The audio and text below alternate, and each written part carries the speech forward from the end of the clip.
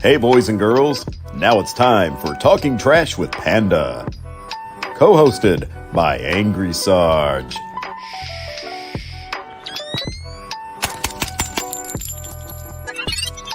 Yeah, let's go. Now here's your host, Tactical Trash Panda.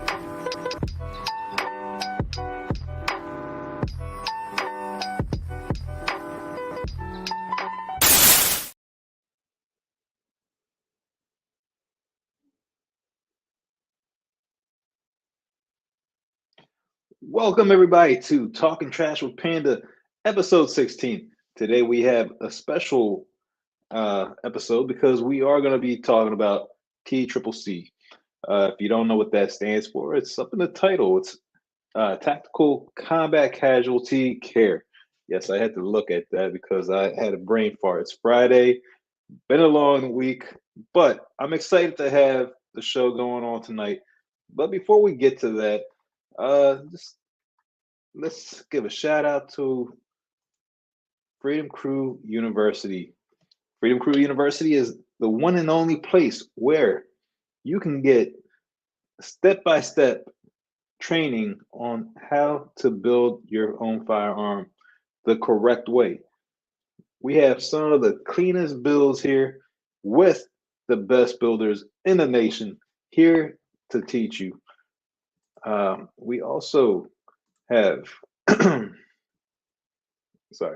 we also have Teespring for my Teespring account. You can get your merch, TTTB shirts, sweaters, swag.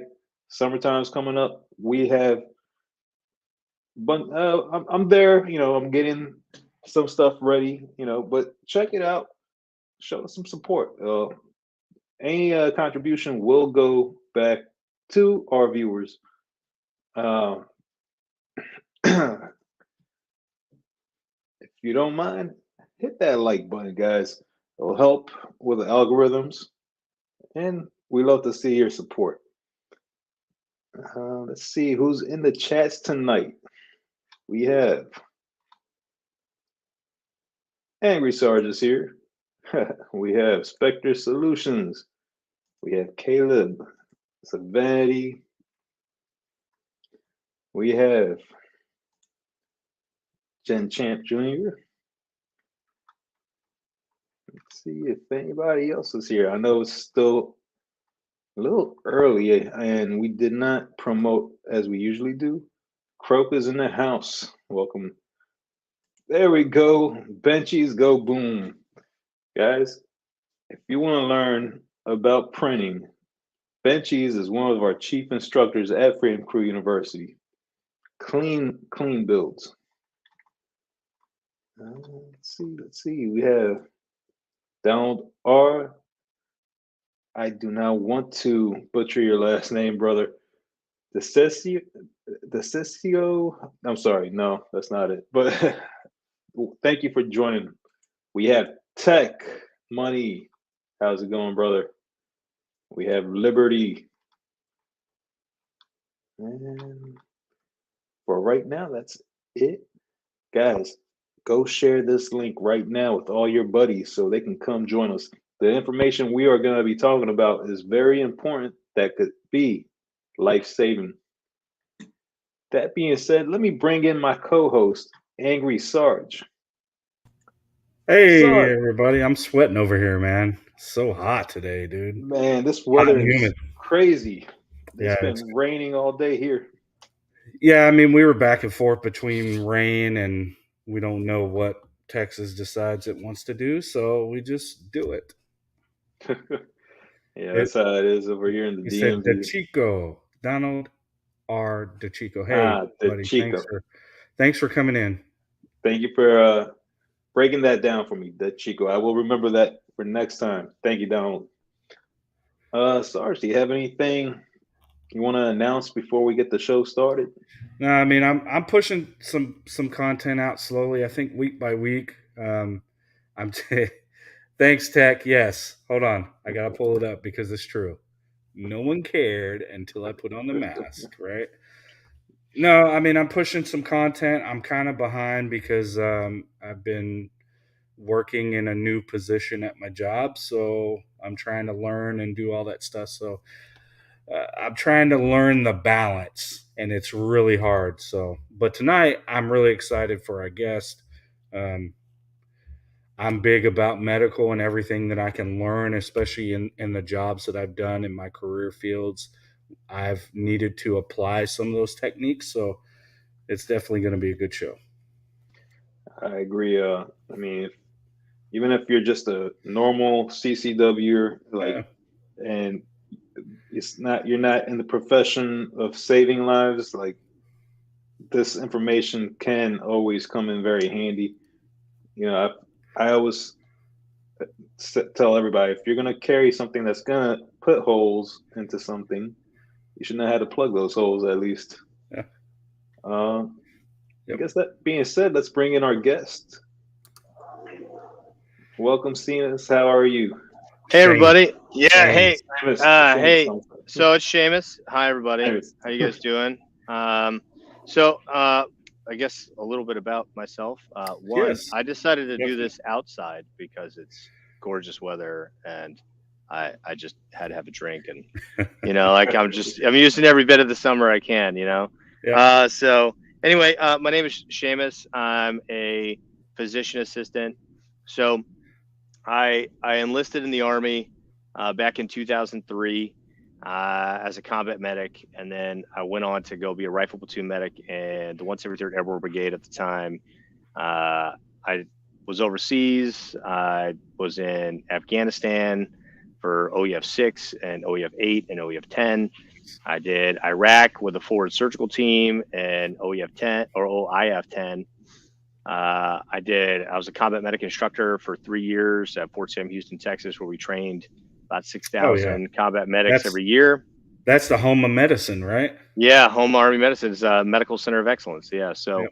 And then I went to PA school in the Army, got commissioned, all that jazz. And so I've done that for 7 years now. And so I've kind of done a whole bunch of stuff as a battalion physician assistant, running a role 1, training medics once they, not just previously in my enlisted life, but now as, somebody who's done that as, training it in kind of like a post-institutional training system. So, and now I'm doing all that stuff. Of course, everything I say is my opinion and mine alone. I don't speak on behalf of the Department of Defense or any agency or anything like that. So I agree. So let me ask you this. Do you feel like being a Mustang, coming from that background, that you got kind of an edge? And I know not a lot of people are going to understand the Mustang. Yeah. But him being former enlisted and then, going, I guess, green to gold, I guess, if you want to call it that. I was OCS. It's not the same program, not our OPC. But going from that enlisted side to the officer side, I mean, I feel it gives you something more. I think it does. One, it gives me a way more street cred. I've never had street cred in my life before, so this is new. But yeah, so I've done that. It's very different world. Like it is a very different world as like an enlisted. I was a sergeant first class when I transitioned over. So I was a senior NCO, and then I had to become a lieutenant. I felt like I got demoted. Oh yeah, because you know how it was with your lieutenant. As soon as you got one in the platoon, you were like, "All right, he's like a child." So I got to. Well, yeah, that didn't last for very long because I didn't tolerate it. Mostly because I'd come in and like, okay, hey, tell us a little about yourself, and I have like the same intro. I mean, it's just what I've done, and they're like, oh, you have more time in service than like anybody in this platoon.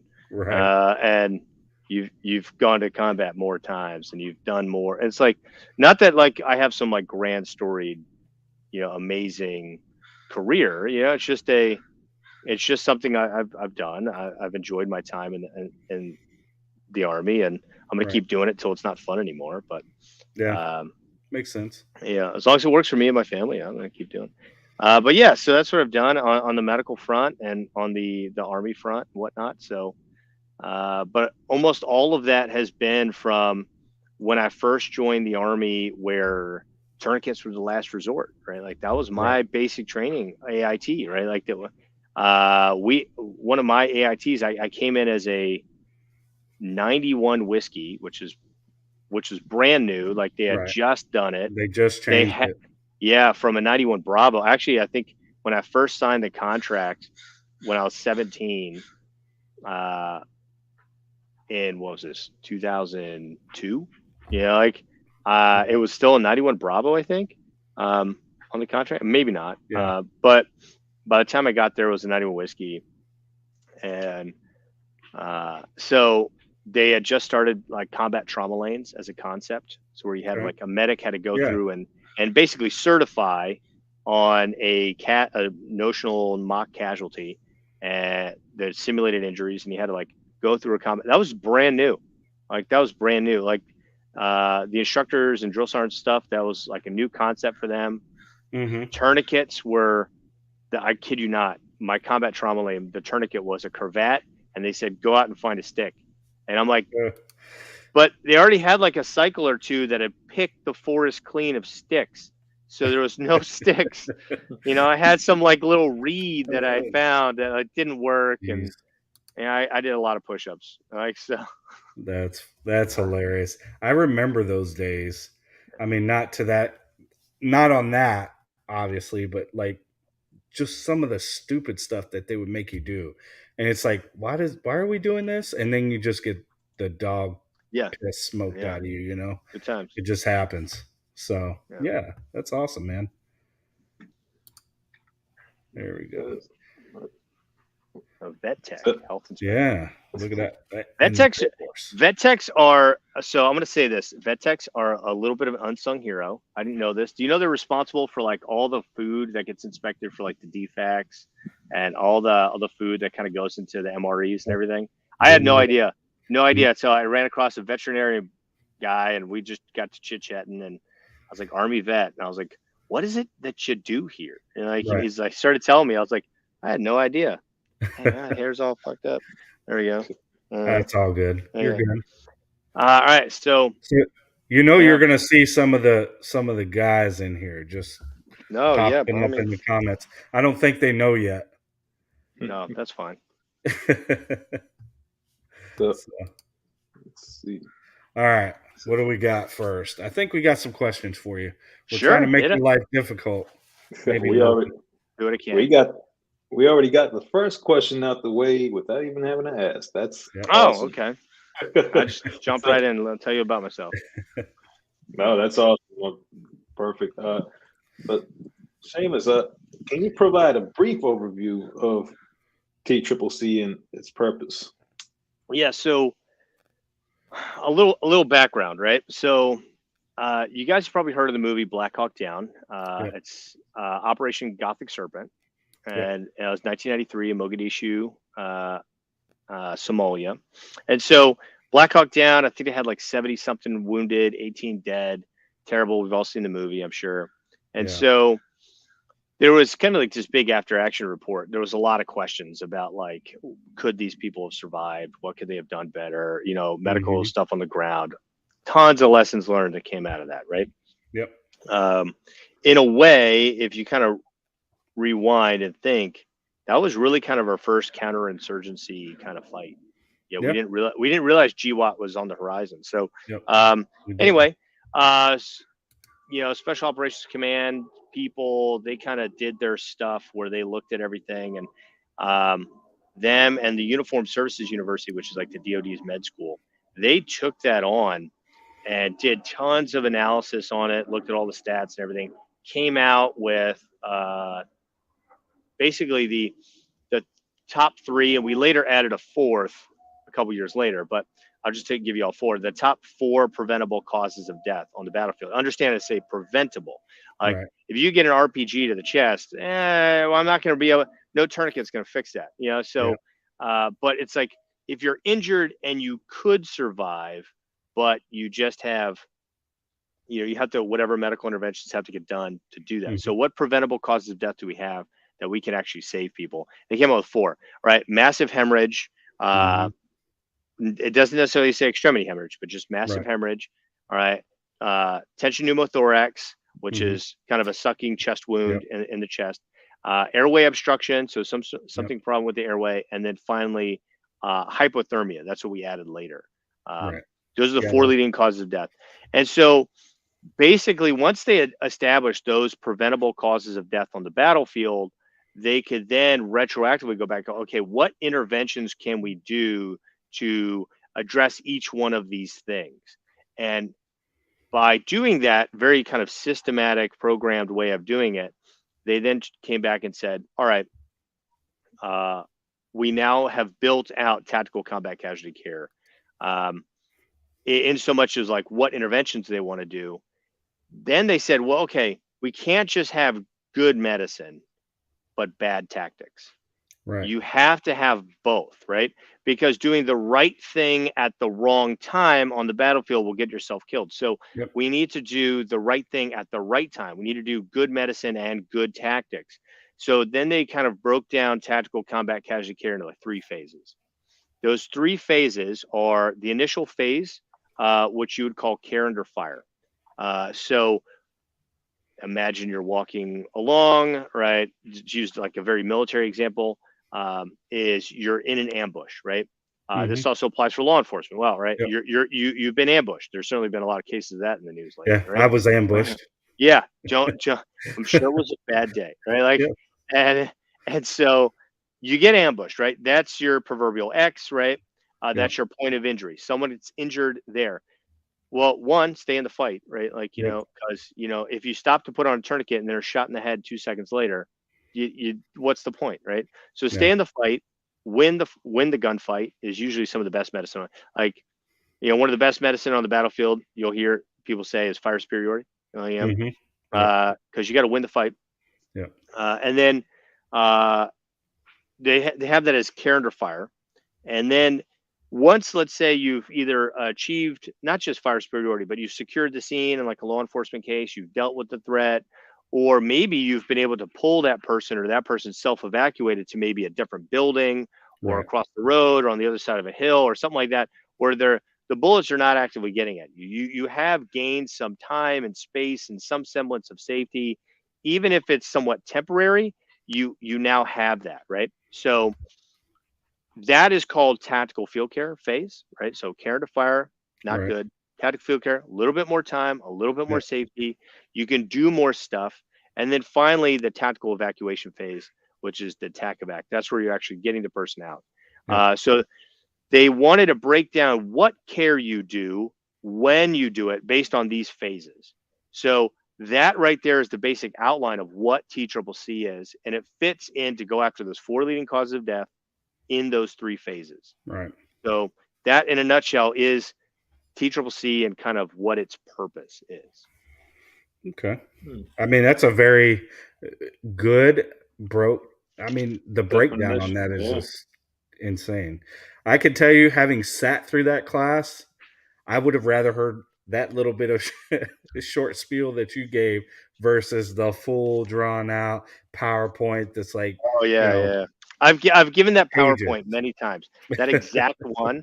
So I've had this speech kind of lined up for a hot minute. So nice. Well, I mean, you do have that background too. Yeah. So that's the great thing. That teacher. No, well, I try. Well, you did well. I'll give it to you. No, you broke it down real good for a civvy like me. So I got a question for you already. Oh, what am I drinking? So Jameson and ginger ale, and then because I'm an officer, so I'm a total weak. There you go. I have a couple maraschino cherries in there because like they're like the fun. I got the rest of the bottle in the ginger ale back there, but yeah. Nice. So that's where I'm at. That's important to know, right? Yeah. I mean, it's really great. Jameson ginger ale, it's cheap, it works, it's really sweet. You don't feel like you're drinking fire and gasoline, so I can appreciate that. I almost wish I was doing that right now instead of sweating it out. You got to get a straw. Get the straw, poke the hole right. Tourniquet method for necks. Yeah. Don't. I mean, I think what he's trying to do is cut off just a little bit of circulation to kind of, jumpstart, maybe restart something. Yeah. Oh, geez. He's Tourniquet. just trying to get their mind off the actual wound itself. That's Yeah. what it is. Yeah, I think that was what was that movie, Major Pain, where he breaks the Yep. pinky finger. Yeah. Oh Yeah. Let me show you a trick to take your mind off that pain, boy. Yeah. Yeah. Exactly. yeah. Oh, this is funny. Leave it to Croak to throw Redhead. something up. It's true. It's true. I mean, with a name like Seamus, how do you not drink something Irish? I don't know. There you go. Oh man, this is what you're in for. You just the comments alone. I this is my people right here. You know. Yep. Hey, it worked for Kentucky Ballistics, right? Yeah. Oh come. Yeah. I mean, literally, in real life. Yeah. Yeah. Yeah. So I'll save my comment on that. I'm sure we'll get to something later. But yeah. Remind me about Kentucky Ballistics. I gotta nugget. There you go. How often packing do you get hurt or cut? Are you talking about like when you pack in like a gunshot wound or something like that? Oh yeah. So there I'd you say, go. Yeah, he cleared it. Yeah, from bones or whatever caused the injury. Rarely. Yeah. So, I mean, don't get me wrong. If a high velocity rifle round hits obviously this is not your average audience, right? Everybody here knows a lot about firearms and stuff like that, right? So you guys for the know most part, yeah. Yeah. So sure. So high velocity rifle rounds are high velocity. In some cases, I mean, what's speed of sound on sea level? About 1,000 feet per second ish, right? So your average. So if you take what is it?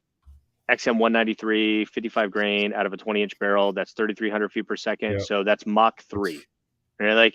So the bullet's going Mach 3 at sea level, and that thing hits a bone. I've seen a 5.45 hit an elbow right from the side and actually just destroy the humerus. Wow. And yeah, it shatters like you'd take one of those big halogen light bulb tubes that like the terrible like overhead lighting that's in office buildings. Have you ever shattered those in a parking lot? That's what it looks like. It's just a million tiny pieces. So yeah, you can definitely cut yourself. It is a possibility, but I think it's the exception than the rule. And if you're using, listen, most of the time guys are packing and they're wearing their Kevlar combat shooting gloves, right? Like so less of a likelihood. But if you're wearing like latex exam gloves and you get like some of the better ones, like I like the Bear Talon ones, the Bear Claws as opposed to the Talons. I think the Bear Claws are a little bit better. Talons have a tendency to like stick to each other. They stick in the box. They kind of almost like they glue themselves together like lunch lady gloves when they get really hot or in the sitting, and so the Bear Talon one, you can get them like individually wrapped, which I really like. And you kind of open them up. You can kind of shove them in kind of bury them in all your different stuff, and you never know when you need them. So for Leos, I think they're great. And then they're also durable enough where, okay, now you have a pair of gloves, and then it's like, all right, cool. Grab a litter, grab a pulse litter, grab a rucksack, grab a rifle. You're going to grab other things, and they're durable enough where they're not going to immediately shred on you. Like your average doctor's office exam gloves, while great, will totally work on the body substance isolation piece, will absolutely shred the moment you do any sort of like actual like physical activity with them. Yeah. So, and I usually wear the mechanic stuff, but any of those, for me, now that I'm not in the mode of, all right, now I'm assessing and checking for blood, like you don't want to wear black gloves because then, you're not really going to see it. You're just going to see a liquid. So or it could be previous liquid. You don't know. We're tan, tan gloves. Like, you can wear, for like Leo, I'm sure maybe some sort of like gray gloves might meet the uniform requirement, or blue or something like that. They're harder to find, but you do get a point. There is a dexterity issue when you wear gloves. where you lose some of that fine motor dexterity when you try doing like little medical, I don't like doing IVs and putting on a little lure lock on an IV. All that gets much harder. Grabbing and opening packages can be a problem. Right.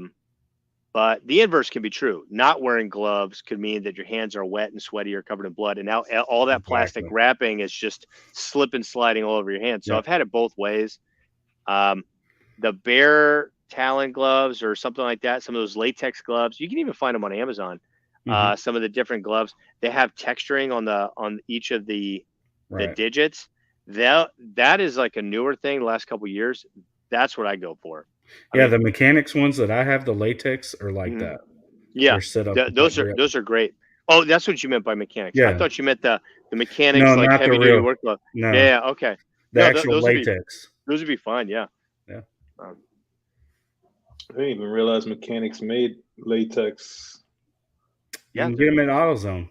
Yeah, you can. That's where I get them. I think I have some in the garage. Wait, are they latex or nitrile? Because I know a lot of people. No, they're latex. No, they're nitrile. Really? Hold on. Let me. Yeah, they're not.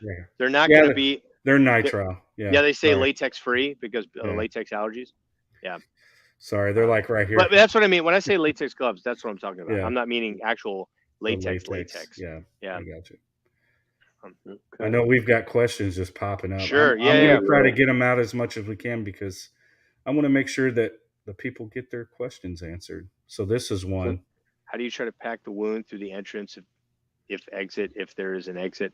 Well, pack it from both ends, buddy. And so, I mean, like there's people sometimes want to make things super complicated. It actually is really simple.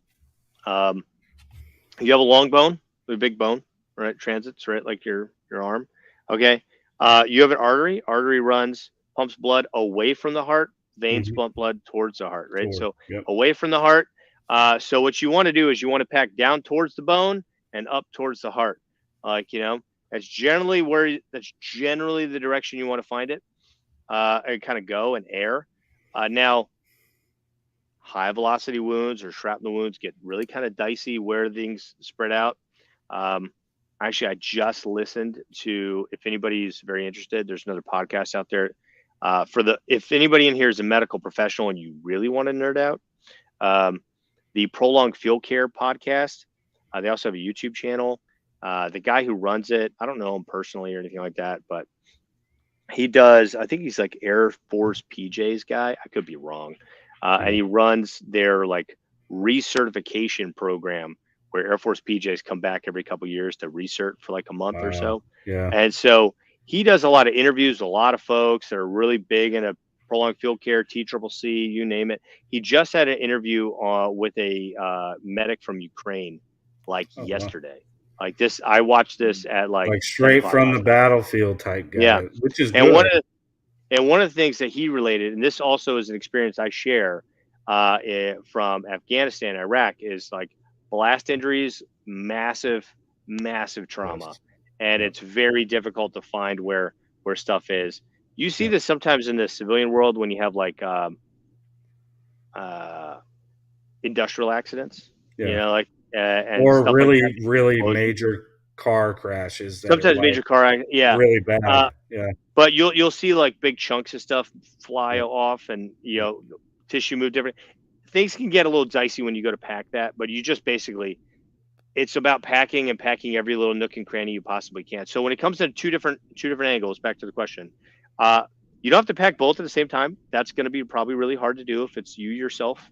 If me, myself, and I, all my personalities are trying to do this at the same time, it's going to be tough.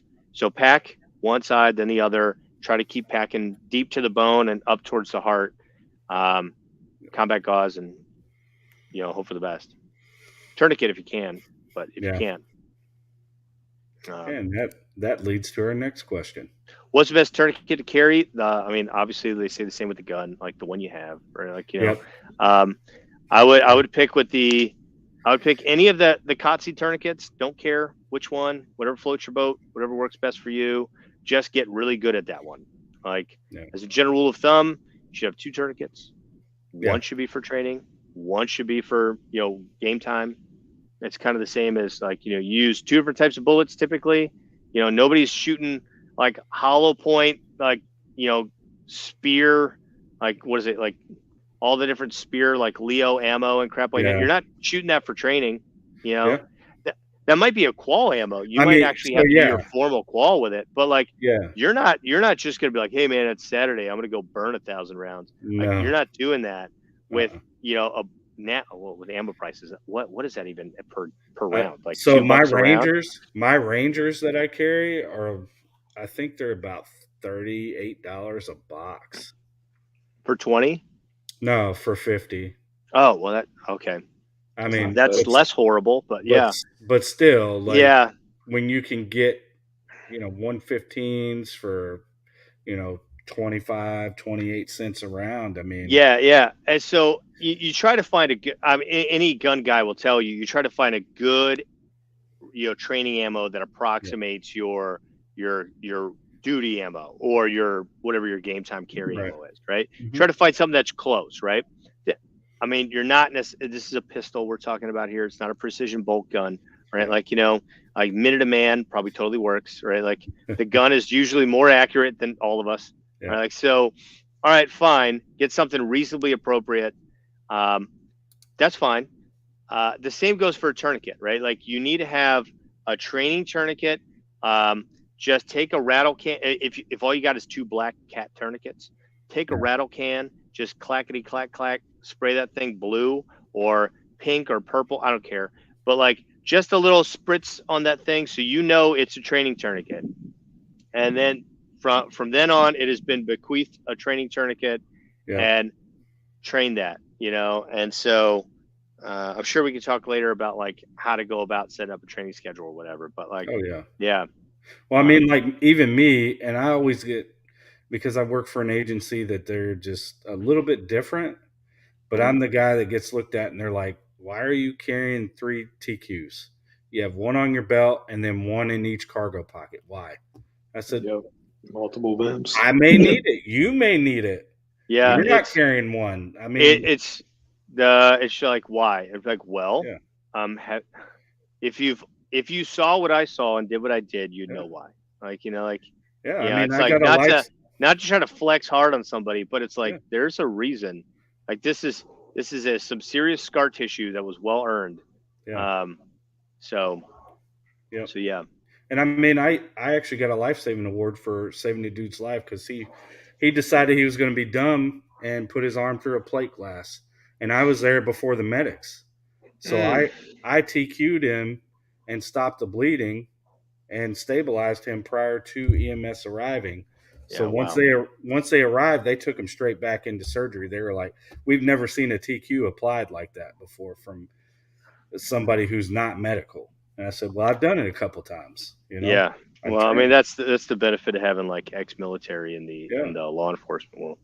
Well, I'm gonna have to shift here. The setting sun is starting to move. I'm a ginger. I got to stay in the shade, right? Like, like, geez.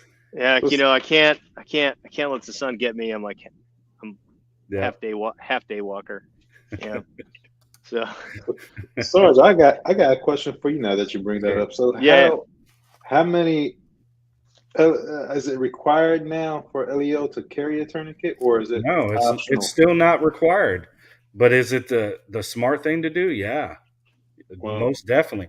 Because even if you don't need it, somebody else may. Yeah. Right. And I've seen it a lot. I mean, if anybody watches like what is it, the Active Self Protection channel? Yeah, the ASP. Yeah, ASP.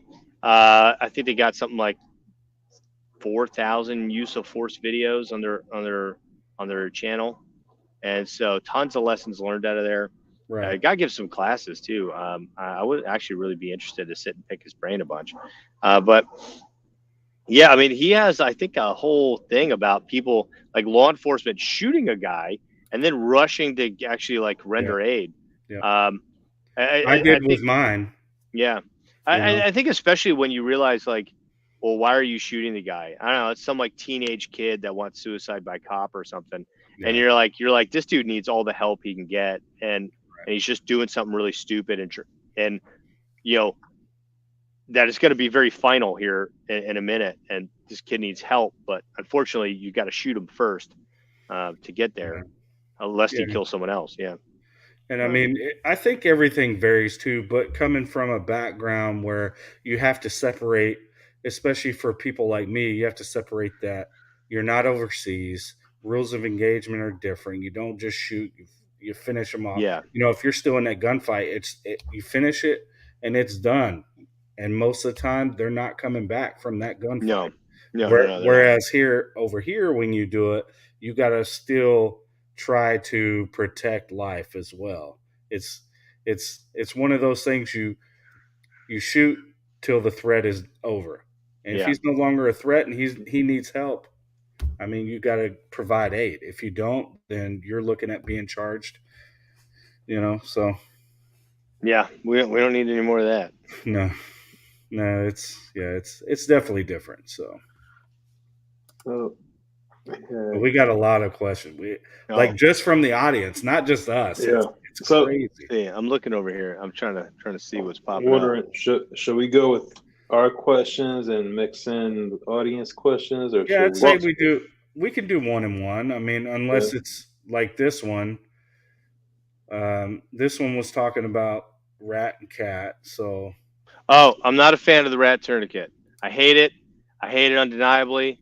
Yeah, don't use it. Me either. It's like it's hot garbage, and I'll tell you why. I'll give you a little bit of the science behind why. So it's not just like my opinion, right? Like there's some science to back this up. All right. So the Institute of Surgical Research at Fort Sam Houston, Texas, Joint Base San Antonio, does basically a lot of the, not all, but a lot of the tourniquet research for the Committee on Tactical Combat Casualty Care, right?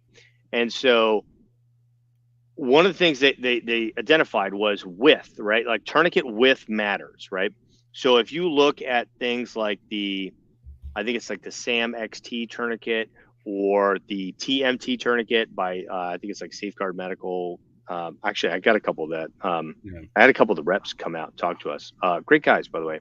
But anyway, the RevX tourniquets, they have a RevX and RevX wide. A lot of those are like 1.5 inches wide.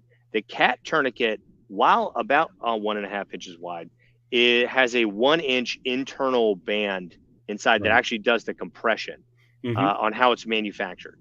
So width matters. It's like the old like Camaro commercial, wider is better or whatever. Right? And so that width allows you, as the tourniquet is applied, it compresses tissue, and the more tissue it compresses, the more it's able to compress down to and occlude off the tourniquet. Hold on, who's over here? You're good. Hey. Are you doing okay? Yeah, thanks, babe. All right, she's checking in on me. All right, you got your battle buddy checking. I got my battle buddy. We're good. Yeah. She's like, he's outside this whole time. It's so weird. Away from the kids, it's great. But anyway, so it compresses tissue, which allows it to compress the artery, right? Yep. So, okay, fine. A wider tourniquet, I believe they showed, allows for less force to be used to compress to the same effect, right? So you don't have to tighten it as tight to get. Now it's still tight. Don't get me wrong. It's still tight. Oh yeah. But it's not fun. And so it allows less force. Additionally, it causes less damage to the artery and nerves, which called you call it like usually the vein artery nerve, like or the neurovascular bundle, right?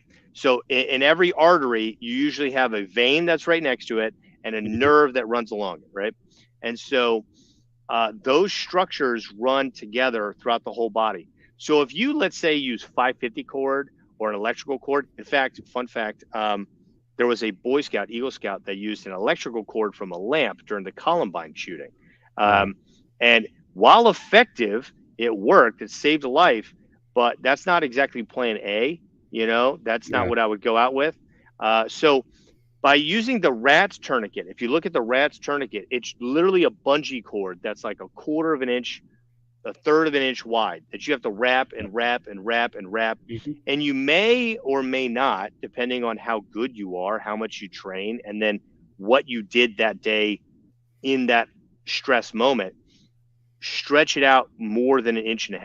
But if you're going to buy a tourniquet, I know Rad's tourniquets are like $12, double that, well, triple that, probably triple that. You can buy a cat tourniquet, like that is better, that works better, that won't damage the artery nerves. And some of these damages, remember the artery has muscles inside it. It has a little lumen, a lining on the inside. And if you tear that, you can get what's called an arterial dissection, which is basically you start shedding the inside lining. Kind of like, remember the old, like how the roof of the car back in the day would fall down, right? Mm-hmm. Like, remember that? Yeah. And then when you roll the windows down, the wind would get up in it and it'd tear it down some more. That's basically what happens in an arterial dissection. So don't do that. Right? Yeah. That's bad. That makes sense. So that's what I'm saying. Like, there's some science behind why we don't use thin, narrow things to do tourniquets. So we want to have wider tourniquets. And that's why I think the cat at a 1 inch is probably the minimum that you should look at.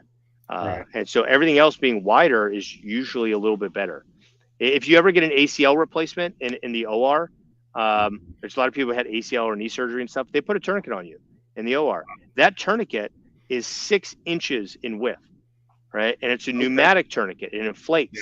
Yeah. And so that should give you perspective. So in the OR, when they have all the controlled settings, they use a 6-inch tourniquet. And if you're going to go out and buy something, you're going to buy a 1/4-inch tourniquet. Like, it makes no sense to me. Not at all.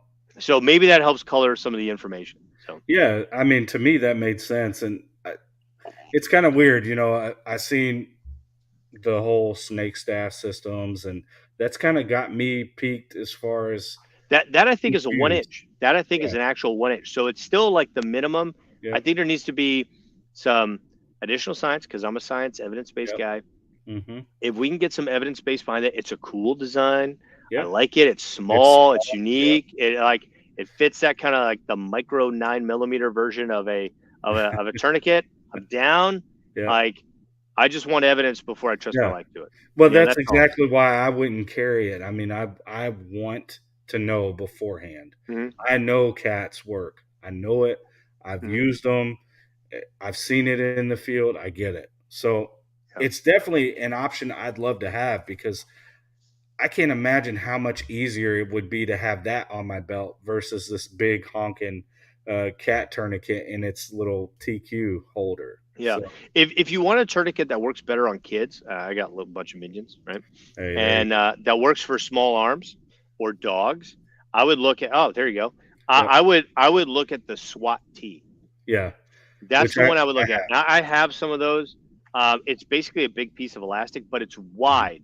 It's like 4 inches wide. And it's basically like a giant ace wrap, but it's just elastic. And you can definitely crush that thing down. Like, there's no doubt about it. And you can get that for little kids. So if you want that for little kids, or you want that for dogs, like canine cops and stuff like that, I would carry that. Like that, again, that needs more data, but at least I know the science on the width is much better. And I think that the data will eventually catch up to that. Yeah. So I agree. All right, Panda, I'll let you pass off the next question. We got 4 more sitting in starred, but go for it. Here, actually, all right, if I talk too long, just no, you're good. You're good. I mean, you're good. I think people are enjoying this conversation. People who know me, if they ever see this, they're like, "Oh, he won't shut up there too." Like, that's good to know. That's how can civilians apply critical TCCC concepts in emergency situations with delayed or inaccessible professional assistance? All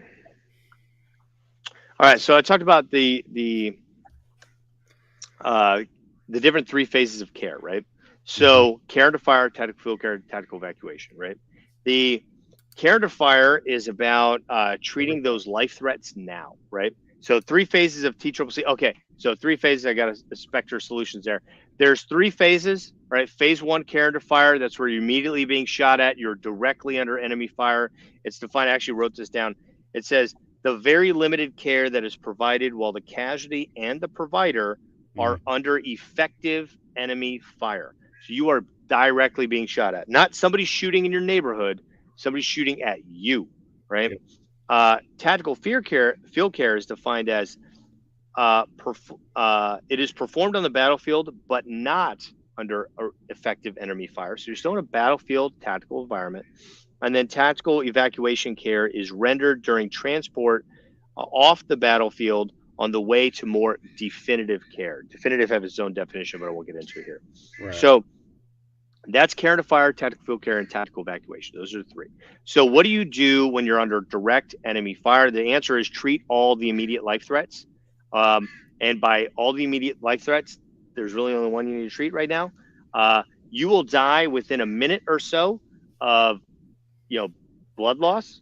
I can, if I could, duct tape your mouth and nose shut, it's going to take 5 to 6 minutes for you to really have like enough alcohol. I had some alcohol, enough air. You've lost of oxygen where you actually have like some serious brain injury, right? Right. So that's just 5 to 6 minutes before you start to have brain injury. So you have a little bit more time.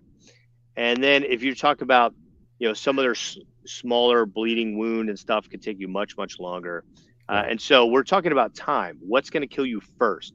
It's that massive spurting, bright red bleeding that occurs. So spurting pulsatile blood, it spurts like the beat of your pulse, like a heartbeat. That's arterial bleeding. Treat that immediately if you can. But usually, actually, what we train people to kind of triage casualties. So usually we'll be like, hey, so somebody's injured. Hey, can you return fire? Can you perform self-aid? Can you move to cover? So if they can continue the fight and save their life by shooting the bad guy before the bad guy shoots them in the head, then yes, do that. Stay in the fight. Don't stop the fight to treat yourself. In aviation, they have a term for this. So if you ever do any aviation disaster stuff, the pilot, they're always told, aviate, navigate, communicate in that order. So any emergency, step 1, fly the darn plane. Don't worry about anything else. Don't worry about where you're going, what your heading is. Don't worry about talking to anybody. Just keep that thing in the air. Keep it from crashing. Step 2, start navigating. Find an airport, navigate away from a bridge, a building, a mountain, whatever. Fly the plane where it needs to go. And then finally, then notify air traffic control and everything else. Same thing applies for law enforcement. Hey, win the gunfight, right? Then worry about calling in on the radio. Don't call in on the radio while you're being shot at. You got priorities, right? So priorities here, win the gunfight if you can. But aside from that, it's treat the major life threat that's going to kill you first, and that's bright red pulsatile bleeding, right? So that's a tourniquet. That's it. That's all you're doing in care under fire.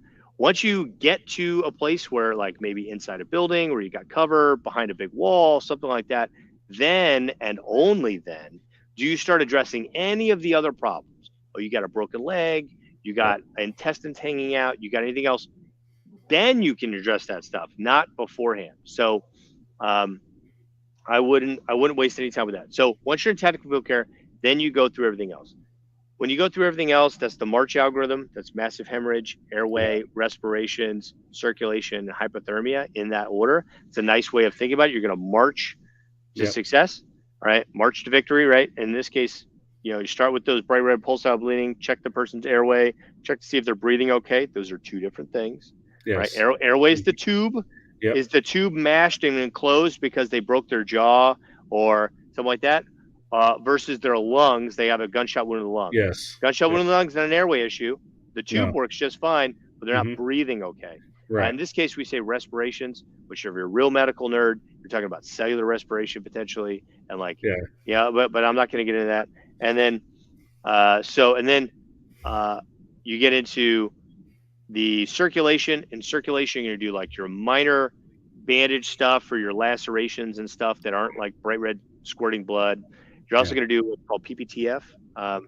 So you're going to do pulses, check their pulse, radial pulse, see if they have a palpable radial pulse. You're going to do a pelvic binder if they need it. You're going to do tourniquet conversion if you're a medic and capable of doing that. And then you're going to do IV fluids. And so that's PPTF. So that's tactical field care. And then finally, CASEVAC, the tactical evacuation piece. So medics are going to, so you would then prep that person for evacuation. So how do civilians do all this stuff? I mean, treat the life threats you can. Don't get distracted by the big ugly things. That was actually one of the big discussions in the in Ukraine. They have the big Ukraine update on Prolonged Field Care podcast like yesterday. Was a lot of the Ukrainian medics are distracted by the big ugly things, the intestines hanging out, the bones sticking out, the shrapnel sticking out of the body, like, you know, stuff like that. And they forget like of the small pulse style bleeding on the guy's wrist, you know, that's going to kill them in a minute or two. So treat life threats, keep yourself safe, move to cover or get the scene safe, call 911, like, and then continue to work through that kind of March algorithm. And then understand tactical field care's relative safety. You know, bad guys can flank. You know, they have a mind of their own. You know, what is a safe area right now might not be a safe area 10 minutes from now. You know, so stay on that kind of like that good security posture. Realize like you're not out of the woods yet. Fat lady hasn't sung yet. So as long as you do that, I think it usually works out pretty good. You know, right. I got a question. When do you know when to use chest seal versus bandage? Oh, easy. Any injury from the neck to the belly button, like that's it. Use a chest seal. I don't care. All right, bullets do weird things. We all know this. We've all heard stories about like bullets hitting somebody in the elbow and it like comes out their neck or something. Like, you know, like, and one of the big things I see, and one of the things I train a lot of medics on is I always train a gunshot wound to the arm, right? Like that breaks the humerus, comes out here, enters into the chest, and then enters, and then so you have so what they end up having is they don't know what the injury is. It kind of is like 3 injuries in one. This really ninjas their brain, right? Like this is a lot of fun, as they don't know. And so it's like, oh, well, yeah, they put a tourniquet on. Tourniquet's ineffective. The injury is too high, so they have to pack, right? So they always put a tourniquet on. Then they drag them off the battlefield, whatever. They realize it's still bleeding because I'm squirting blood at them repeatedly. Bleeding's not controlled. Bleeding's not controlled. They're freaking out. Like, you know, increased stress is going through the roof. And then, then you pack. You pack up here. That controls bleeding. But then you still have from the same bullet, you still have, you know, a gunshot wound to the chest. That bullet went in here. So, so the answer to your question is the safest thing is anything kind of belly button area all the way up to the neck, to include sometimes up here. I mean, you have to think about that. Like, you know, if you're laying in the prone and you get shot this way, you know, from what's in front of you, where's that bullet going to go? It's going to go transect down this way. And that's right into the pleural cavity, where the lung sits, you know? And so, I mean, you might need to pack the wound, but there might need to be a chest seal over top of that, or likely probably several chest seals over top of that, because you're going to need a bunch to cover that pack job up. So that's what I'm saying. Like, when in doubt, chest seal is always a great option. You know, even sometimes for belly wounds, like if you got something there and you're like, I don't know, it hit weird at a weird angle, I don't know what's going on. As long as you're not putting it directly on top of intestine itself, you're fine. I'm weird when it comes to that. Like I'm always checking rib cage. Once it's past the rib cage, then I kind of just don't worry about putting on a chest seal. But well, I mean, we do have a lot of abdominal injuries, specifically shrapnel injuries, that do have a tendency to go up through the diaphragm. Remember, the diaphragm separates. I don't know if you guys can see this, right? But the diaphragm is right here, and that's the muscle that contracts down that allows you to breathe. If anything punctures up through that, That's by definition in the chest, and it probably needs a chest seal. So I've seen plenty of chest seals, highly effective. I've seen sucking chest wounds from the belly. Low, yeah. Because that round came up and through. Yeah, I mean that could definitely make sense. Yeah, I can see that. So hopefully that answers your question. Neck to Oh, navel. makes sense. Yeah, makes sense to me. Now, I think on the civilian side too. I mean, it's everybody's going to encounter a different thing. You're going to run into a car wreck, or maybe a pedestrian was hit by a motor vehicle or something like that, or it could be an active shooter type event, and maybe it's over, and then you're seeing people that are down. That you. Yeah, I have a concealed carry permit. I've done that for 15 some odd years now. I mean, my first couple years in the Army, I was overseas, so we couldn't really like carry a concealed carry when you're in Europe, But yeah, so probably 15 years now, I've carried one. I'd say nearly every day, and so I have a little trauma kit or something like that in my truck. I have one usually on my person or something, and so yeah, I mean, like if you want to say like on the everyday stuff, everyday carry certainly helps. Having something in your truck certainly helps. But I would also say not just TCCC, have like a decent first aid kit. You know how many times I've like been the hero at a rifle range because I had a Band-Aid. You're like everybody's got all the tourniquets in the world, and someone just slight bited their Glock like super hard, and you're just like, I just need a Band-Aid, bro. Like, and they're like, and it's bleeding pretty good, or somebody like busted a shin, slipping and falling at a pistol match, and you're just like, I just need a little Band-Aid, bro. And so it's like, I got a trauma pant, and you're like, I don't need an $8 bandage to fix this, Yeah. So no, I mean, back when we were shooting the Berettas, I got the little fangs, I guess you could call it, just trying to pop it back. I know exactly what you're talking about. Yeah. I've had something similar. Yeah. How do you? Oh yeah, how you apply a tourniquet, then pack the wound and release the tourniquet. Okay, that's called a tourniquet conversion. Typically, we don't let anybody do that unless they're a combat medic. At least in the military, that's the case. But the way you're looking for it, that's a tourniquet conversion. You're actually getting into a little bit of the prolonged field care kind of lane, but it's important. But I'll answer it. Essentially, what you're doing is you're looking for two different things. You're looking for going from what's called a hasty tourniquet, which is a tourniquet that's high and tight, all the way up. Like let's say it's on the leg, it's all the way up in the ground. You're trying to make that thing a Borat bikini, and so as high and tight as that thing will go, and tighten it down, and then the same with the arm, all the way up in the armpit. Right, that's a hasty. It's on top of clothing, winter gear, clothing, whatever it is you got. That's what you're gonna do. Yeah. And then let's say time has gone by, or you're trying to convert down. If you're a standard civilian and you don't have the specific training, do not do this. Yeah. It is not worth it. If you got this thing stopped, like high five, success, you've won all day. Don't screw it up now, right? Like, so, but if you are like a medic or a paramedic or something, you're watching this, typically what we will train people to do is you'll then go to a deliberate tourniquet, which is on the skin. So you got to like cut clothing and all that other stuff. And you move it at 2 to 4 inches above the wound, never on a joint. Sometimes the above the wound can be very difficult to determine, especially if they stepped on a landmine. The tissue kind of banana peels off and stuff. Right. It can get pretty difficult. And then, so you're moving that tourniquet down to try to recruit more blood and everything else into the body to be circulated for the brain and stuff. So, and preserve more of the limb potentially. So, yeah, I mean, if you don't have the training, I wouldn't do that. But yeah, you put the second one on, and then you nice and tight where you need to put it, and then you slowly release the first one, and you watch. And it's a very deliberate action. It's not done quickly. You're going to take 10 minutes to watch this, right? So this is not done in any sort of hasty capacity. This is a very deliberate, very thoughtful.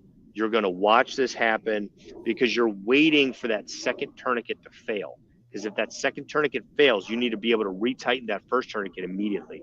And so And the reason why I say we need to wait 10 minutes because you got to reperfuse that limb and then see if it bleeds. And so you run the risk of potentially losing a decent amount of blood that you may not have the luxury to lose. So right. Yeah. Yep. So this was to your point. J-Dub was making a point Yeah. on what you were saying. Yeah. Well, one, I'm really sorry to hear that about your brother. That definitely sucks. But he did say the deputy sheriff came through. Yeah. Stuffed the cavity armpit. Good. Yeah. Maybe he was one of my medics. I like.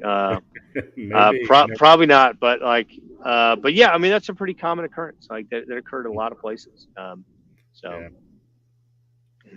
How can civilians apply critical teachable C concepts in emergency situations with delayed or inaccessible professional assistance? Yeah, we already did that one.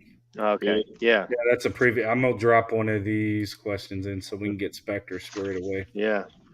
He wants to know what the signs of shock setting in and taking over is. Ooh. Okay. There are many types of shock. In this case, we're talking about a hypovolemic shock, specifically a hemorrhagic hypovolemic shock. And so you would be looking at. So if you're looking at advanced trauma life support, the American College of Surgeons has a little graph that kind of details out the different categories of hypovolemic shock. It's worth a Google. You can pull it up on Google Images, right?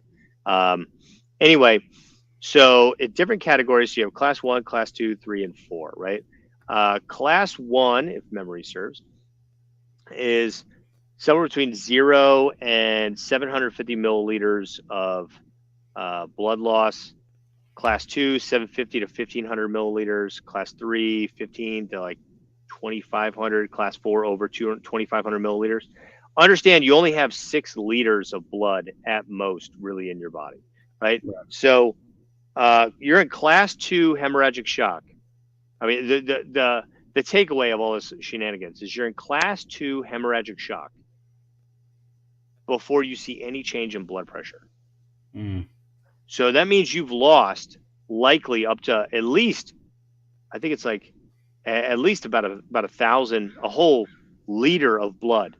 Right. So 1/6 of your total body capacity before you see any change in blood pressure. That's just a slight decrease. Yeah. That's not you've lost radial pulse because you can lose blood pressure enough to where eventually you stop perfusing your extremities, right? And your body shunts all the blood to the core and the brain, right? And so you can lose 1,000 milliliters of blood before, and you'll have a decrease in your pulse down here, and your radial pulse, your wrist pulse. But it's probably not till class 3 or so that I think, I could be wrong. Feel free to fact check me on this, but like, I think it's class 3 or so before you actually can lose your radial pulse. So if you lose your radial pulse, you are already north of 1,500 milliliters of blood lost, gone. Yeah.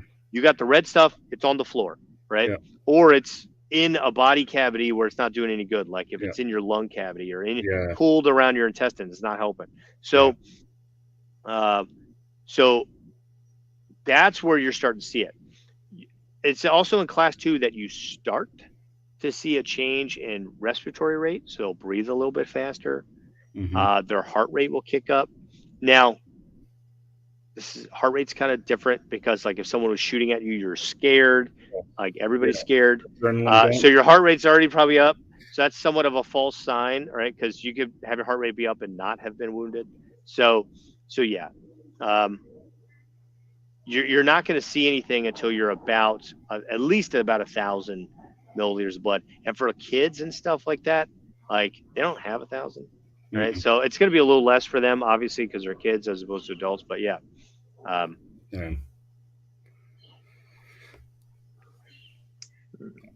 like it. There you go. There's your last one. Would you agree knife stabbing wounds are worse in most cases than shootings? It kind of depends by what. Shot by what? And where? Stabbed by where? But if I had to guess, they certainly can be. I mean, I wouldn't say they are by default. I don't know if I have any data on that, but they could be. I mean, if I go get my chef knife out here, like, you know, some 7-inch, like 2-inch wide chef Yeah. knife, that causes a much greater permanent wound cavity than a 9mm does. Mm-hmm. You know, I mean, like, what's the old adage?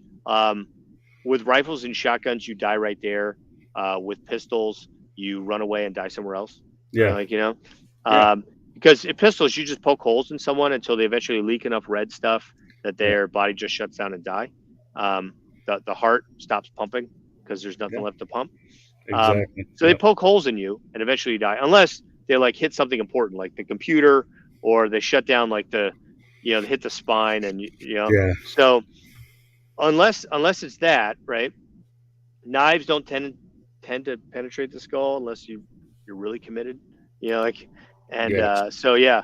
But a big chef knife, like something like that, like a large knife, Mhm. can cause a larger permanent tissue. But again, it's kind of similar to a pistol in that you're poking holes in people Yeah. until the red stuff stops. The Exactly. exception to that is if you get a knife and let's say you slip it between the ribs and you slide it up along the ribs and you take out a lot of lung capacity in the process.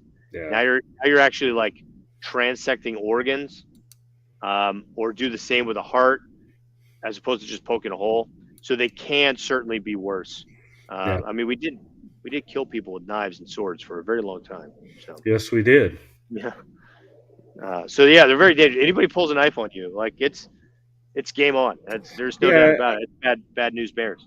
And I've seen a lot more people survive those kind of encounters when it was just a quick attack versus, you know, getting some people getting shot once.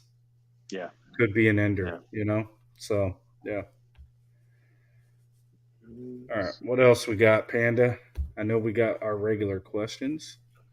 Any training programs, courses, resources you recommend? Yeah, I do. So I wanted to write a couple of these down, right? So I was like, all right. So I did a little research, right? Because I'm a nerd, admittedly. So data matters, right? Leading causes of death. Yep. So here's the top 5 leading causes of death in the United States, according to the CDC. Got it. Right? Like as of 2021. So latest numbers that's published, right? Number 1, heart disease, 695,000 people a year. Cancer, 605,000. 3, COVID. Mm. All right. 416,000 from the Wu flu. Right. 4, accidents and unintentional injuries. That's like everything. That's 224,000. And then stroke, 162,000. Right. Mm.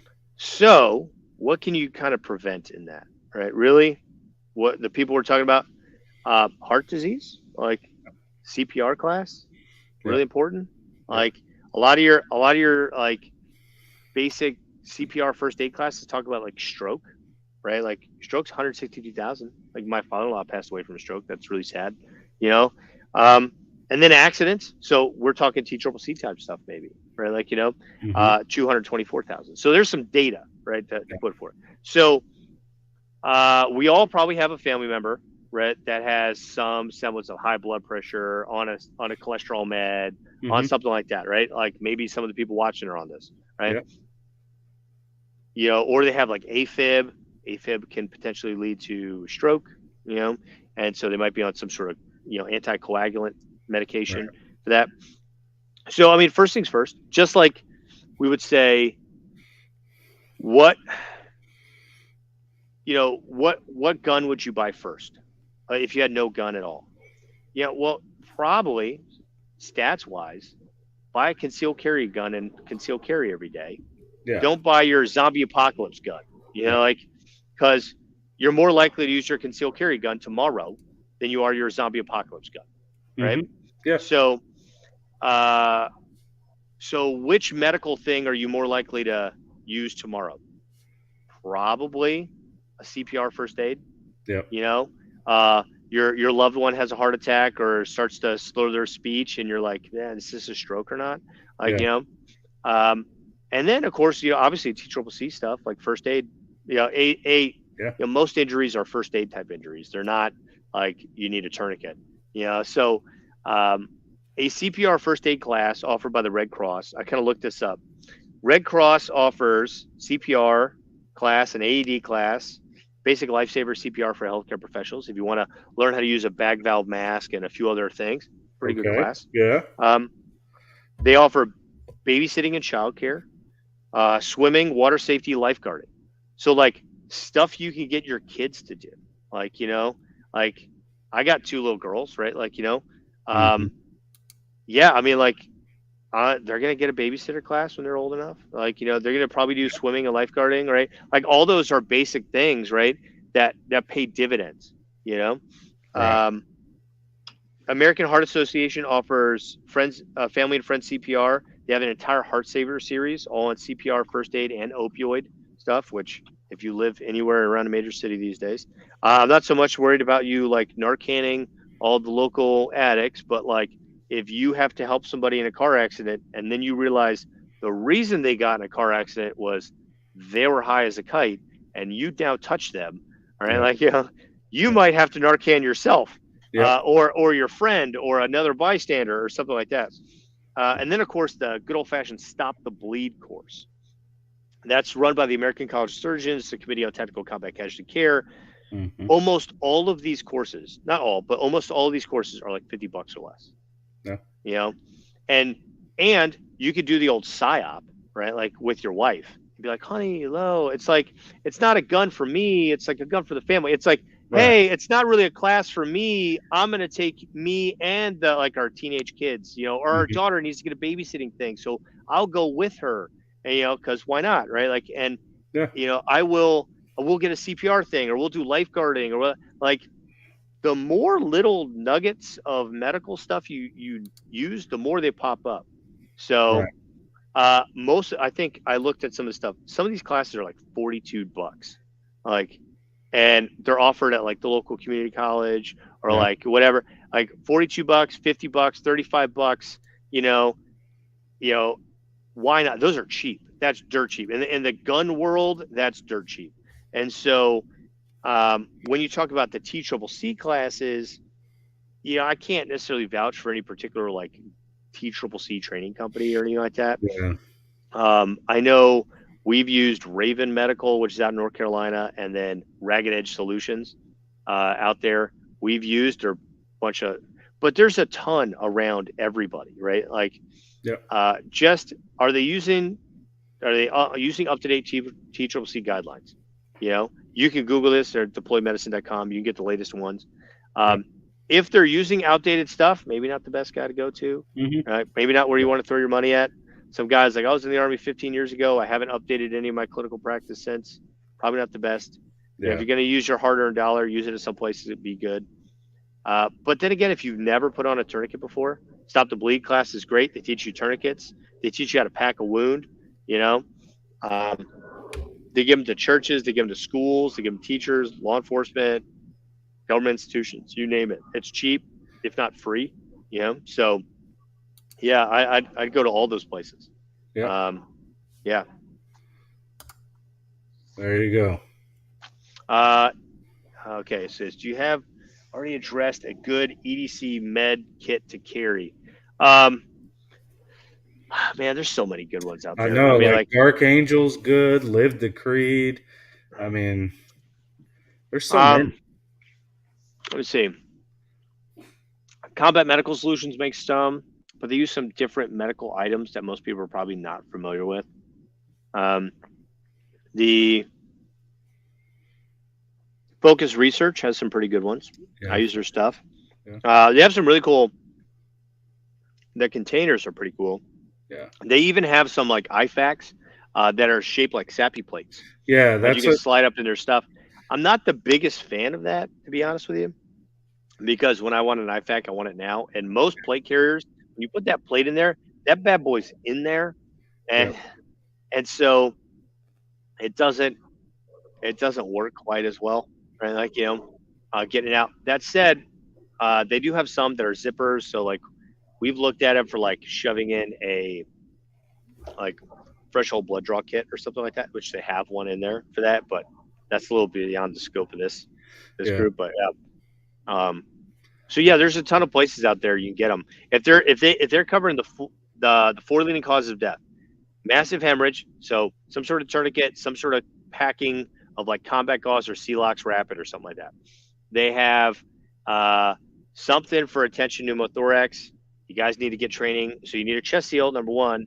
Yeah. If you want to carry a needle decompression needle, so like a 10 or a 14 gauge, 3 1/4 inch needle, you got to get some training on that. So you probably got to go to one of these TCCC classes. But if you want to have it and then be able to hand it to someone who might need it, that has the training, that's always good practice too. Just understand, if you don't know what you're doing, don't do it. Yeah. Don't wing it, because you can stab someone in the heart with that, and that has absolutely happened. And so and then it causes more problems. And then make sure you got some sort of airway thing. Usually it's like a little nasal pharyngeal airway, and some sort of basic bandage, like a bigger standard bandage, right? Yeah. If you got that, that's great. Some go a little bit more. They have like a little hypothermia, a little foil mylar blanket. That's cool.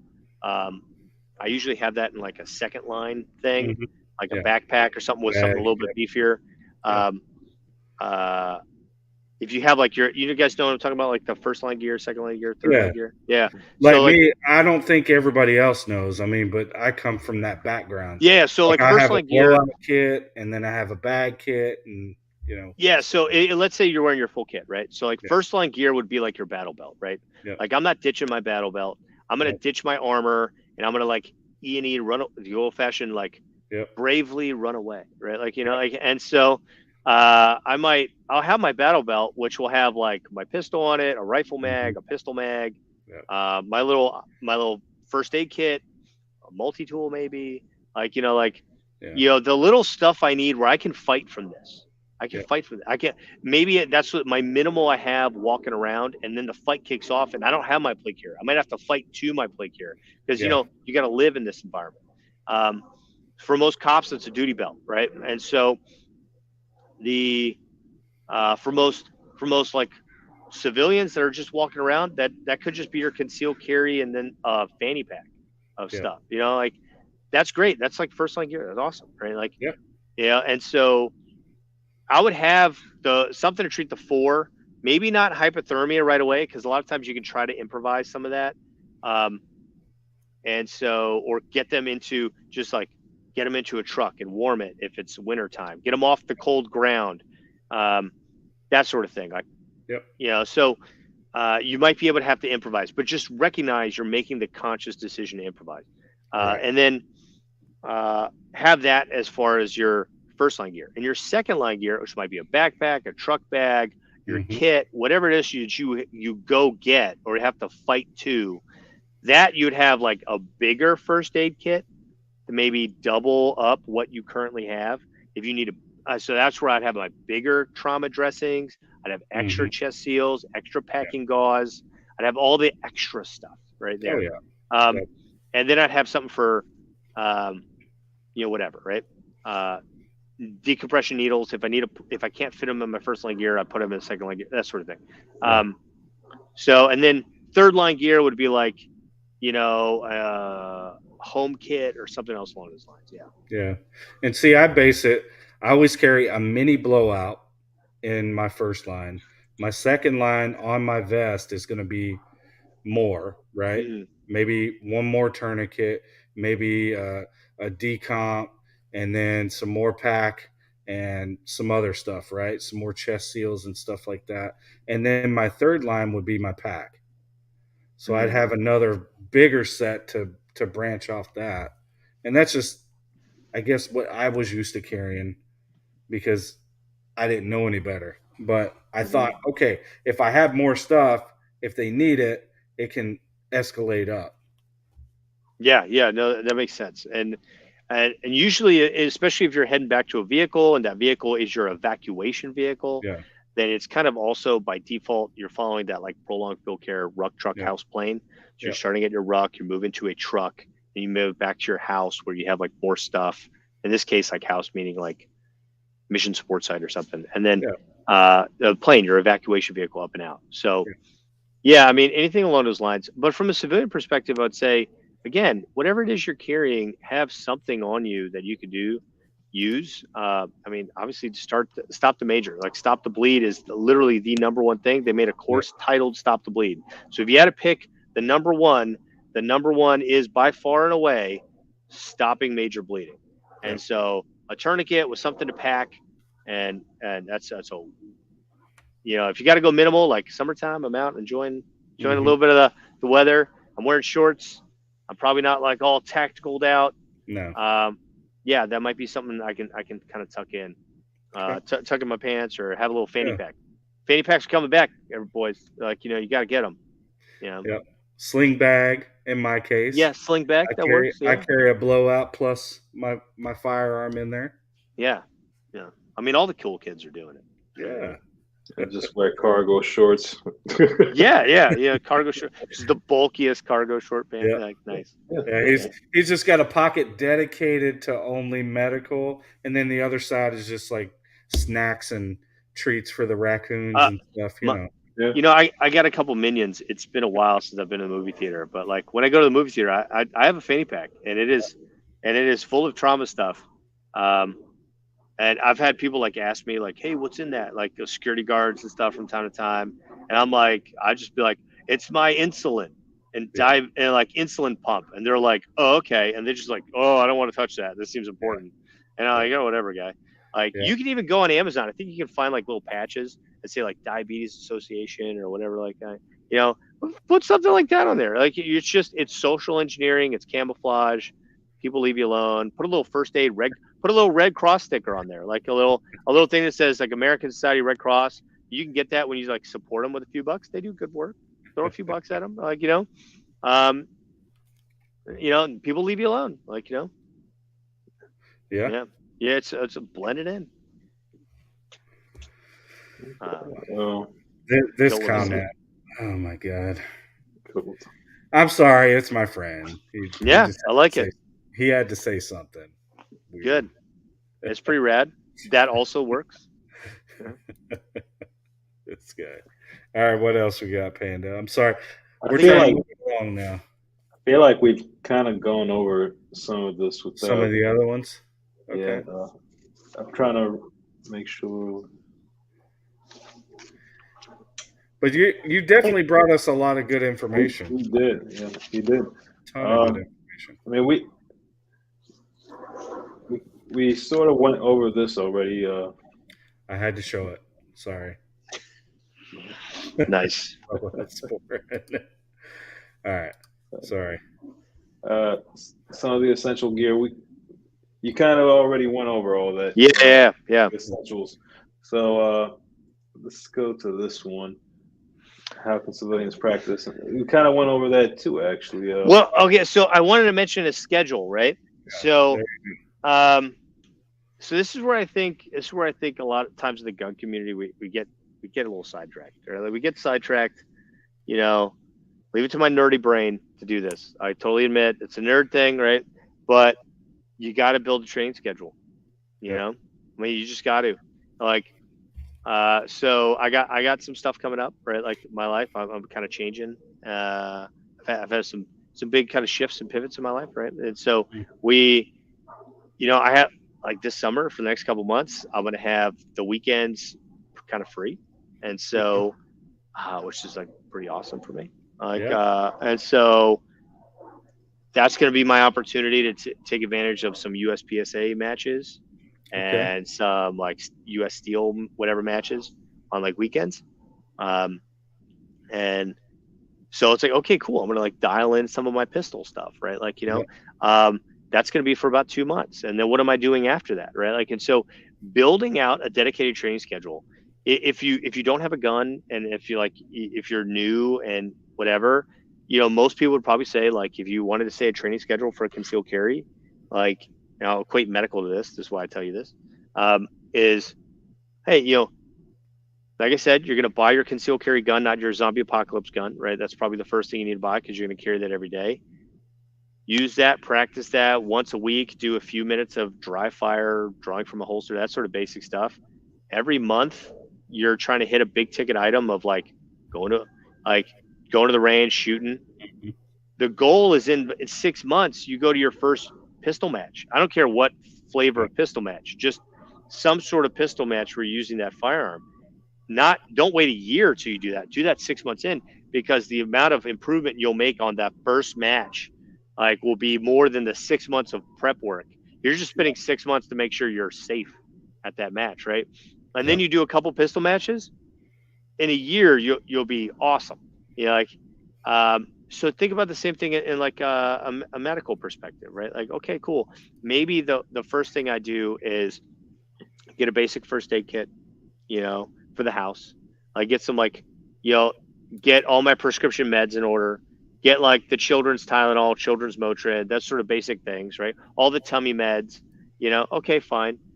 And then you go to that's like month 1 or 2, right? And then you get into all right, cool. I want to get that little TCCC set up, but I'm also going to go to like a CPR course. I'm going to go CPR first aid. I'm going to do the stop the bleed course. You could do that all in 1 quarter. I could say for the next 3 months, that's what I'm going to focus on. I'm going to get some of my stuff this month. I'm going to do a CPR course the next month, CPR first aid for like Red Cross or something. And then I'm going to do a stop the bleed course, and then you will learn more in those 2 classes. All right. And you'll be like, okay, this informs the other 9 months of this year, because now I know what I want to do.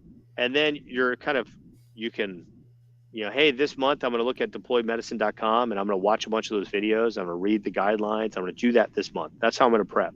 You just kind of go through, build out a training schedule, bring your family along. If you have a wife and kids, why can't they go get a CPR class? Why? Because it might be them that recognizes the problem first.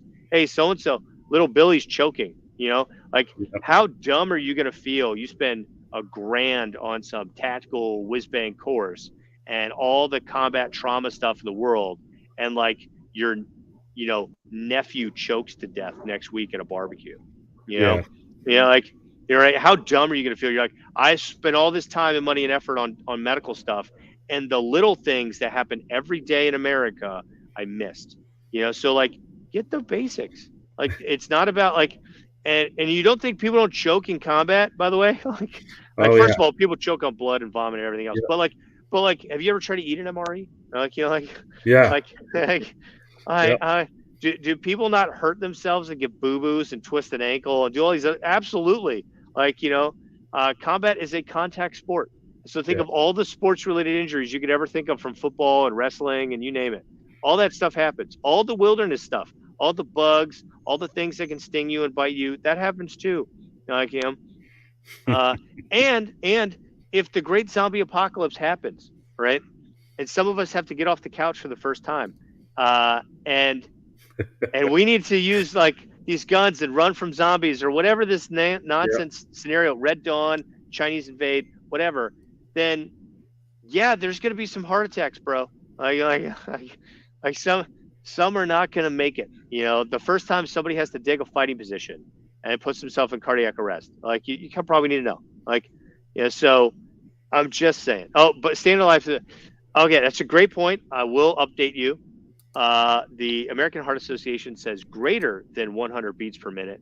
So the staying alive beat is right at 80 to 100 beats per minute. So you need to go a little bit faster. So dial up the tempo on the Bee Gees, right? And then you're a little fast. So like 1.5 speed. That's staying alive at 1.5 speed. That's the right compression depth, right? Or compression rate. I'm sorry. Yeah. So depth is a different topic. 2 inches, or 1/3 of the chest. Yeah.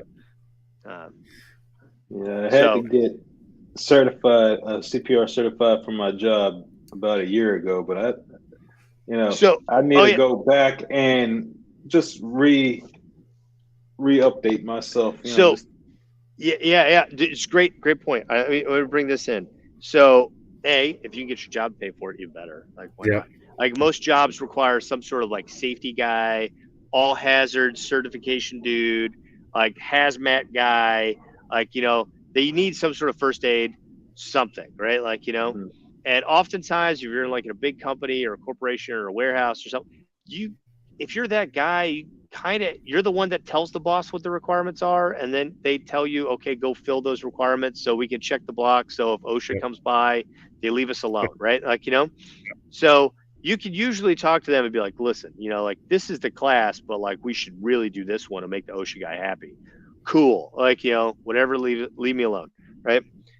Two, I actually did a little research on this. There's two things you should probably look at. One, if you go to FEMA.gov, it mentions community emergency response training. So they're called CERT teams. They're in like every county in America. They've trained like 600,000 people.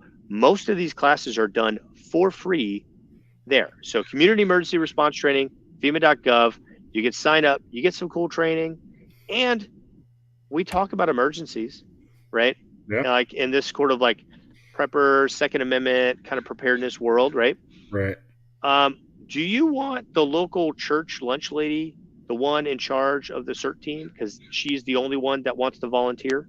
Like, and she's the one making decisions. She might be nice. We all love, Muriel from like down the street, but like maybe not the most best person for the job, but she's there. And so, yeah, exactly. Yeah, always have a great time. And so, but I mean, you can't pass up the sloppy joes. So if they're good, no, that's you might be good to go. That's my neighbor firing up his truck out front. But yeah, I wish it was me. The community emergency response training, and they also have what's called open training, which is organizations preparing for emergency needs. They're both run under FEMA or ready.gov or FEMA.gov. And they basically take volunteers. If you're not a total wackadoodle crazy person, they'll take you. They train you for free, right? And then you're there doing community response. So if somebody decided to, like post Katrina, decide we can't have guns in our community anymore, like in violation of every civil liberty imaginable, like there were people from groups like this, maybe not this exact group, but like groups like this around the table when that was decided by county commissioners and mayors and stuff, right? And you probably need somebody to be like, excuse me, time out. How about we forego the future lawsuits and not do that, right? Like, so, I think sometimes we need people to just, if good people in the right positions, right, with some good training, making good sound decisions to keep, the idiots from making idiot decisions goes a long way of preventing problems. Like, I agree. And then everybody loves airsoft milsim. I do airsoft milsim. Yeah. Because I don't have one, but it looks fun. I played paintball as a kid. Yeah. Yeah, they're fun. I mean, they're good training tools. Yeah, but that's how I would kind of practice. I would train schedule these sorts of organizations, milsim, get a bunch of buddies together, do some stuff, bring your family into it. Yeah. All that kind of comes together. If you have a schedule, you can kind of put it all together. Put these little rocks on a schedule. Yeah. Yeah, it makes sense. Get a little LARPing going on. Who doesn't love to can't hurt? Yeah, it can't hurt. I'm a 12th level paladin. I'm sure. So. I mean, what is Walsh? I think he's a level 30 wizard. He's a level 100 wizard. Level 100 wizard. He made it to 100. I'm sure. Sure, why not? Like, he keeps saying he's not, which means he really is. He's really level 100. Yeah. I think we got most of this. Okay. There's one question left, and Sarge, that's for you, actually. I know. I posted it up. I mean, I rip patches off. I mean, very rarely am I ripping off a med kit. I mean, just being real. I mean, combat, I think I've burned an IFAC maybe twice throughout my whole career. But that's it. I mean, that's why we had medics with us. They were the go-tos. Yeah, you'd be amazed how much stuff this consumes too. Like, any sort of trauma. Like, I would get a trauma that would come in, and I would take out. We had those big Rubbermaid trash cans, like the big, the industrial ones. And we had the red biohazard bags in there. You know, by the time we're done, like we go through like 2 or 3 of those. You know, like so 2 or 3 55-gallon drum size trash bags for like one casualty. Because one, apparently everything's got to have 5 wrappers, number one, which drives me nuts. But like, so, you know, my emergency trauma bandage, I take that outside wrapper off. I leave the inside wrapper still good. You know, it's fine. It's still sterile. The outside one's for UV protection. And then it goes inside my kit. Like I pre-stage stuff like that a lot. I take little things that have like little openings, and I take little tape and I butterfly it so I can grab it when it's cold or like perfect. You know, I do little things like that to try to make it so I can rip that thing open super fast. But yeah, it consumes tons of supplies. So if you think you have enough, you probably don't have enough. Yeah, it's kind of like ammo. It's like ammo. Yeah, it's true. You can never have enough. Yeah. So the last, all right, I'm going to ask one question. I guess we'll keep it the last because it is getting late now. Yeah, we're at an hour 35. Yeah. So most medical gear, what is the lifespan on that? I mean, I think with cat tourniquets, I think it's a 5-year lifespan. If theoretically, although it can be faster or shorter on cat tourniquets depending on how you treat them. You know, like if it's a cat tourniquet and it lives on the outside of my kit, you know, I'm out walking around like when I was in Iraq, Afghanistan. That didn't last 6 months because UV damages it, UV light. Plus, you're taking your kit on and off, smashing up against stuff. It didn't last 6 months. But that's exposed to the outside environment. You're using it. Let's say it's in your pack. But if it's in your pack, or let's say it's sitting in my garage, you know, which a lot of folks, it's going to sit in their garage, right?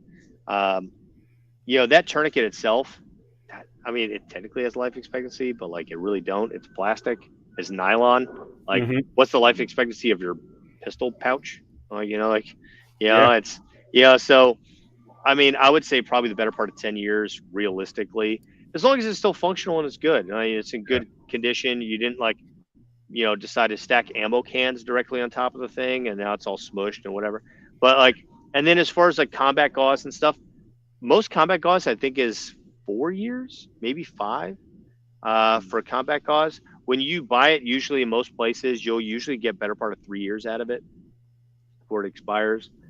Same with a lot of the basic medical items are 3 years or better, right? Like, so it's kind of you got to kind of look at it as like cycling equipment. Like, hey, I'm going to take this, I'm going to invest this money, but I'm burning this money.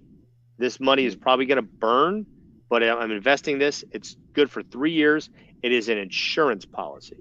I invested in an insurance policy, and it lasts for 3 years, and then I need to renew my insurance policy. If you look at it like that, you know, and you don't got to go nuts. You know, like, you know, I have a kit. You know, it sits in a little DACA pouch, a little Magpul DACA pouch, and it sits in the my driver's side door. I have one of those. And that's great. Nothing wrong with that. You know, I have another one that sits in the back seat there, and it's got like my little CPR mask and a little Narcan and stuff.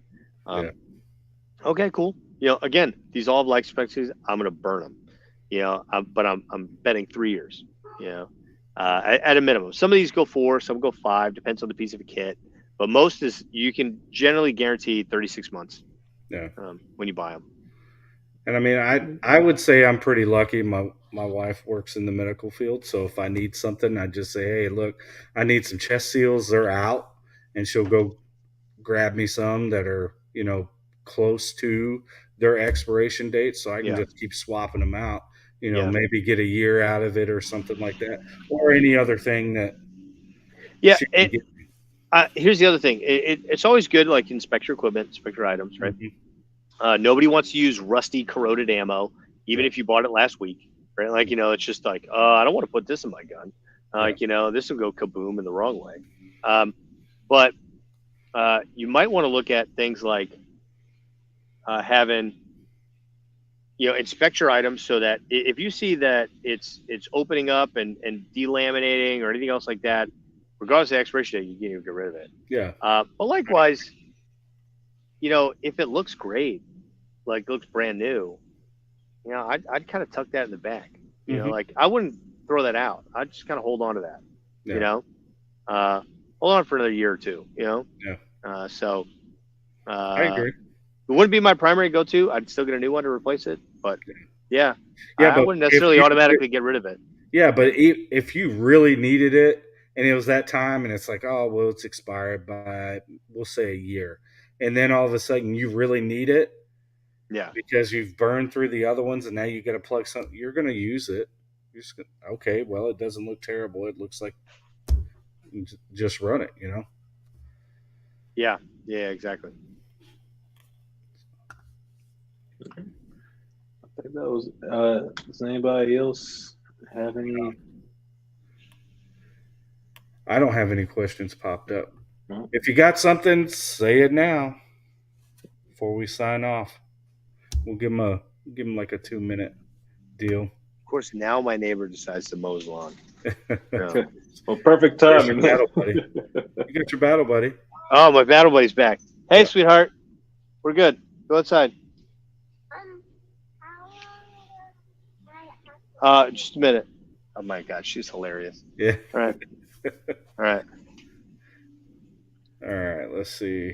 Okay. All right, guys. Well,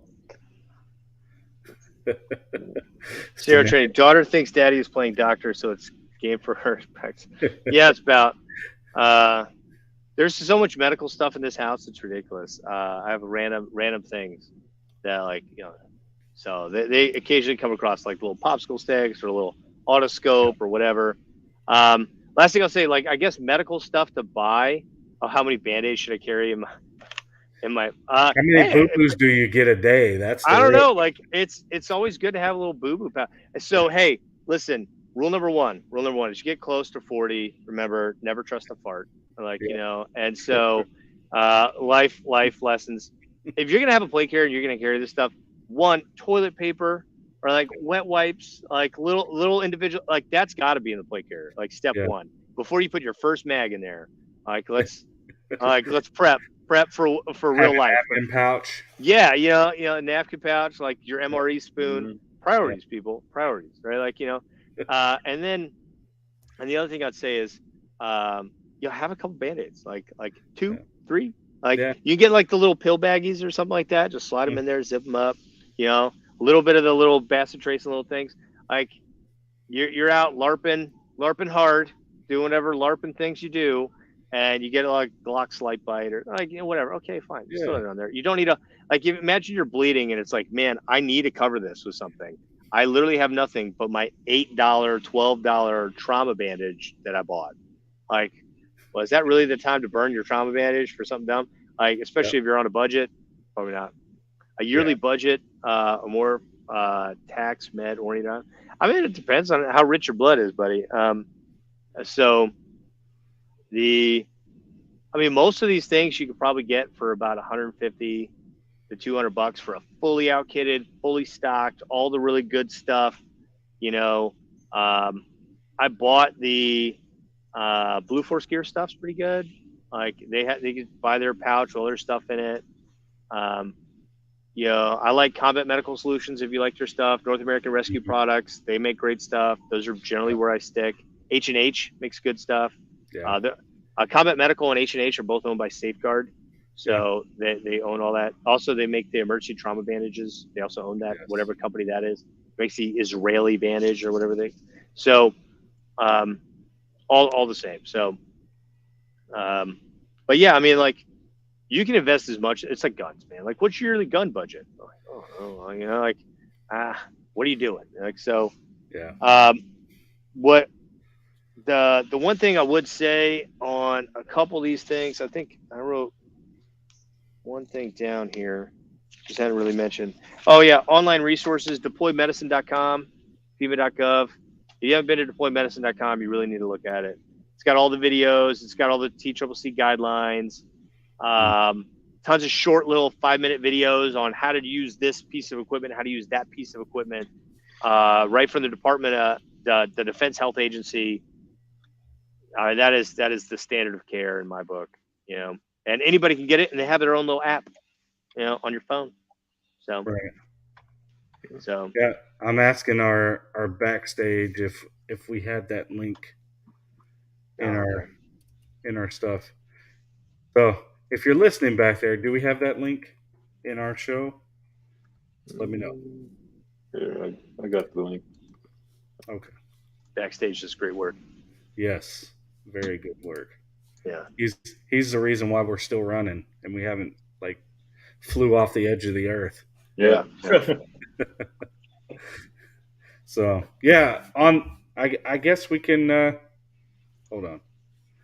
I'll let him I'll let that happen. There you go, Panda. He saw your doppelganger. It's the beard. It's Yeah. definitely the beard. 100% the beard. Had to be. So on that, I just want to let you know I appreciate your service. I mean, Oh well, thank you. I'm coming from that same background, and I appreciate you taking the time to come on here too. Anything I can do to help with medical stuff. I mean, you're much more likely to use this than a gun every day. Yes. You know, and you know, it's one of those things that's maybe not as sexy, maybe not as cool, but it's you know, pretty important. So yeah, it's definitely important, especially just for you, but your family as well. You know. So Well, I appreciate you coming on and sharing all this knowledge with us as well. Yep. Taking the time from your day and your family. So no worries. Anytime you guys want to have me back, I'd be happy to come back and nerd out some more or whatever. Yes. Maybe we can find you a battle buddy that could y'all could just go back and forth and we could just spectate this battle. Oh yeah, that'd be great. Nerdiness. Yeah, that'd be cool. all right, guys. Well, we're good. So we don't have to go, hey, where can we find you at? Yeah. Yeah, you can't. Don't worry about it. Yeah. No more. Yeah. So we don't like, oh, look at that. Yeah. Coming in late as usual. Sorry. Well, guys. Yeah. Thanks for watching. We truly appreciate our viewers, especially the ones that, you know, engage as well. And I hope everybody has a fun, safe weekend. Looking forward to seeing you all on the next show. And by the way, the link that you posted for Deployed Medicine, it's in our description. So awesome. So if you want to check it out, look in the description. And don't forget to not only like and share this video, but make sure you're subscribed to both of us and check us out on Instagram and all that fun stuff. So that's it. Dog's here. Yeah. All right. All right. You have a good one. All right. All right. Bye.